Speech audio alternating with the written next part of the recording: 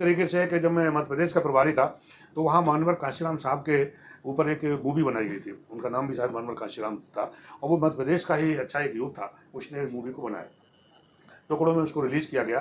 तो वो आए मेरे पास, बोले कि साहब मैं इसका मूवी को रिलीज़ करना चाहता हूँ और आपको सादर आमंत्रित करता हूँ।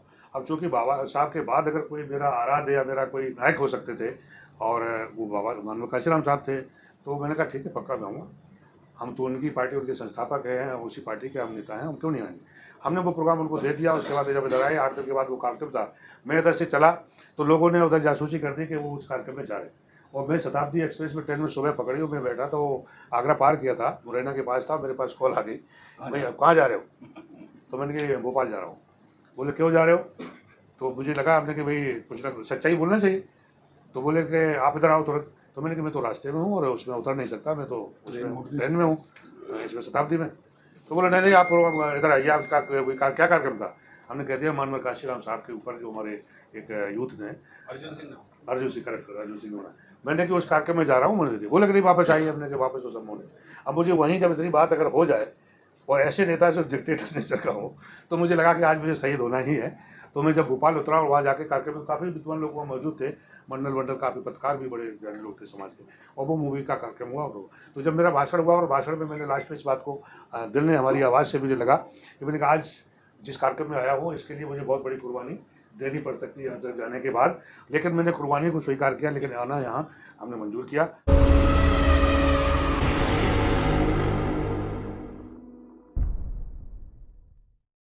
रोल है सबसे बड़ा, जो हमारे ऊपर जो उपकार है वो माता पिता का ही होता है। हम जब आ जाते हैं ज़मीन पर, दुनिया में आ जाते हैं, उसके बाद हम दुनिया को किसी को भगवान मानते हैं, किसी को देवी, किसी को देवता के रूप में मानते हैं। और मैंने अपने जीवन में तमाम संतों, गुरुओं और महात्माओं को जो बोलते हैं, समाज में लोगों को मार्गदर्शन करते हैं, तो वो ये कहते पाए जाते हैं कि निश्चित रूप से सबसे बड़े अगर भगवान है तो माता पिता है। लेकिन समाज में ऐसी विकृति है, मैंने देखा कि जो माता पिता भगवान की तरह हैं, जिनके कारण ही हम दुनिया में आए हैं, तो उनके प्रति वो नहीं होता, लेकिन उनके अलावा तमाम मंदिर, मस्जिद, गुरुद्वारे जहाँ कहाँ भटकते घूमते हैं। मेरा जो अपना अनुभव है, मैं परिवार में 6 भाई थे और 6 भाइयों में अभी 5 भाई हैं। एक बड़े भाई जिनके बारे में चौधरी साहब ने बताया कि जो आर्यन आर्य साहब थे, वो मेरे पिता तुल्य थे और मेरे से 15-16 साल बड़े थे, काफ़ी अंतर था। तो मैंने जब वो संभाला, उनके साथ ही मैं रहा, मेरा बचपन भी प्राइमरी के बाद में उनके साथ ही रहा।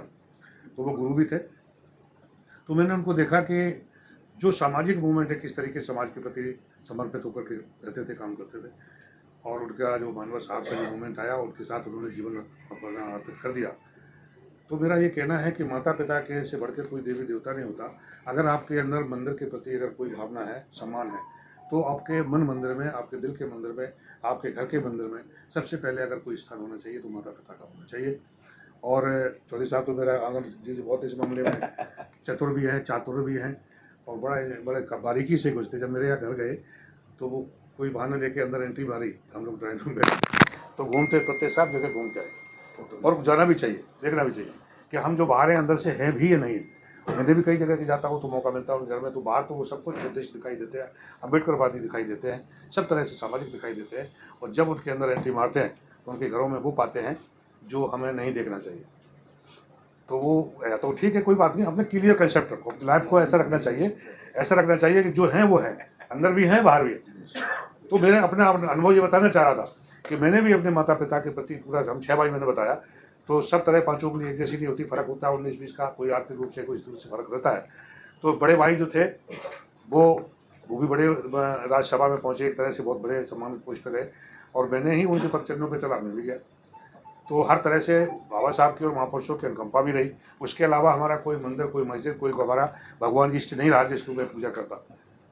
और बड़े भाई साहब का भी है, मैंने उनसे सीखा था। तो जिन्होंने ज़्यादा समर्पण का भाव किया तो अपने माता पिता के प्रति, तो हम दोनों ज़्यादा, हालांकि थोड़ा बहुत 19-20 रहता है। तो और परिवार के जो और भाई हैं जो वहाँ तक नहीं पहुँच पाए, कभी कभी सोचते हैं कि ऐसा तो नहीं है कि माता पिताजी का कुछ बचा के रखते हैं ना, कुछ चलते टाइम कुछ दे दिया इनको, तो कि ऐसा तो नहीं इनको ज़्यादा दे दिया या हमको कम दे दिया। सच्चाई ये है, सच्चाई ये कि निष्ठा, वास्तव में सच्ची निष्ठा के साथ माता पिता की जीवते जी उनकी सेवा कर लेंगे, वो सबसे बड़ा आपका पुरुषार्थ होगा और वो सबसे बड़ा आपके प्रति आशीर्वाद भी होगा, और वो उसके से बड़ा और कोई दूसरा धन नहीं होगा। तो मैंने महसूस किया कि बाबा साहब महापुरुषों की कृपा तो साथ रही है, लेकिन माता पिता के आशीर्वाद और कृपा से हम लोग बहुत आगे बढ़े। चौधरी साहब ने जो बताया तो मैं आपके विषय में बताना चाहता हूँ कि ये बड़े जुझारू हैं, संघर्षशील व्यक्ति हैं समाज के। जब भी मुझे याद करते, जब से मेरा इनका इंट्रोडक्शन हुआ है, तो कई बार ऐसा सामने आता है कि अगर इधर गए तो आपको ये बड़ा नुकसान होगा, क्योंकि अलग अलग पहचान होती है। कोई मतलब विचारों के रूप से कि भाई ये आदमी ऐसा है कि कटु शब्द बोलने वाला, जो मुंह पे आके बोल देते हैं, और हो सकता है उसके कई राजनीतिक सामाजिक नफा नुकसान हो, ऐसे आकलन लोग करते हैं। मुझे भी बीच में जब इनसे हुआ, जब दिल्ली का प्रभारी था, तो मैं इनसे जब मुलाकात हुई और इसी दफ्तर में एक कार्यक्रम मैंने दे दिया था इनको, बहुत बढ़िया इन्होंने सबको सम्मानित किया। और इनकी बात, पहली मुलाकात में एक बात अच्छी लगी, जो मुझे पार्टी ऑफिस में मिले, स्टेट ऑफिस में मैं प्रभारी बैठा था, जब आए तो उन्होंने इन्विटेशन ही देने के लिए आए। तो उन्होंने कहा कि इतना बड़ा एक कनॉट प्लेस जो दिल्ली का हार्ट है, और वहाँ पर इतना बड़ा हमने एक जगह बनाई है, समाज को बैठने के लिए सब तरह की व्यवस्था है, लेकिन मुझे अफसोस के साथ कहना पड़ता है कि जितनी बड़ी पार्टी हम चलाते हैं और उनके नेता आज तक इधर नहीं आते और ना ही इधर कोई इसका इस्तेमाल करते हैं। हम चाहते हैं कि ये फ्री ऑफ कॉस्ट हम समाज को सेवा देना चाहते हैं, लेकिन नहीं किया। जब उन्होंने कार्यक्रम रखा तो मैंने कहा ठीक है मैं आऊँगा। तो जो लोगों ने मेरा इंट्रोडक्शन इनसे कराया, उन्होंने ही जब प्रोग्राम सेट हो गया वहाँ बोल भी दिया कि आर्य साहब तो आज वहाँ जा रहे हैं, और उसके बाद मेरा एक्सप्लेनेशन कॉल भी, मैं कार्यक्रम में आया, सब कुछ हुआ, और उसके बाद फिर हमने आगे बात बढ़ी, हमारी दोस्ती बनी। कई जगह ऐसी स्थिति बनती है कि वो कहते हैं कि अगर केपी चौधरी के साथ गए तो आपका ये नुकसान होना। तो मैंने कहा अगर मुझे नुकसान को उठाना ही है तो नुकसान का मंजूर है मेरे, लेकिन उनके साथ जाना, उनके कार्यक्रम में पहुंचना, समाज के किसी भी कार्यक्रम में मुझे जो भी ये याद करता है तो उसमें जाता हूं, उसका कोई बड़ा नुकसान फायदा हम कभी नहीं आकलन करते। इसी तरीके से है कि जब मैं मध्य प्रदेश का प्रभारी था तो वहाँ मानवर काशीराम साहब के ऊपर एक मूवी बनाई गई थी, उनका नाम भी शायद मानवर काशीराम था, और वो मध्य प्रदेश का ही अच्छा एक यूथ था, उसने मूवी को बनाया, टुकड़ों में उसको रिलीज़ किया गया। तो वो आए मेरे पास, बोले कि साहब मैं इसका मूवी को रिलीज़ करना चाहता हूँ और आपको सादर आमंत्रित करता हूँ। अब चूँकि बाबा साहब के बाद अगर कोई मेरा आराध्य या मेरा कोई जो क्या बोलते हैं उसको, हमारे जो नायक हो सकते थे, और वो बाबा मानव काशीराम साहब थे, तो मैंने कहा ठीक है पक्का मैं आऊँगा।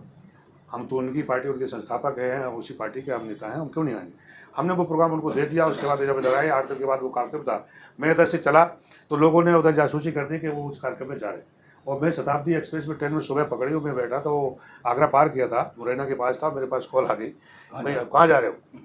तो मैंने कहा भोपाल जा रहा हूँ। बोले क्यों जा रहे हो। तो मुझे लगा आपने कि भाई कुछ ना सच्चाई बोलना चाहिए। तो बोले कि आप इधर आओ तुरंत। तो मैंने कहा मैं तो रास्ते में हूँ और उसमें उतर नहीं सकता, मैं तो ट्रेन में हूँ, इसमें शताब्दी में। तो बोला नहीं आप इधर आइए, आपका क्या कार्यक्रम था।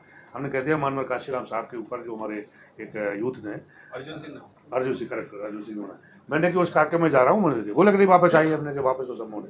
अब मुझे वहीं जब इतनी बात अगर हो जाए और ऐसे नेता जो डिक्टेटर नेचर का हो, तो मुझे लगा कि आज मुझे शहीद होना ही है।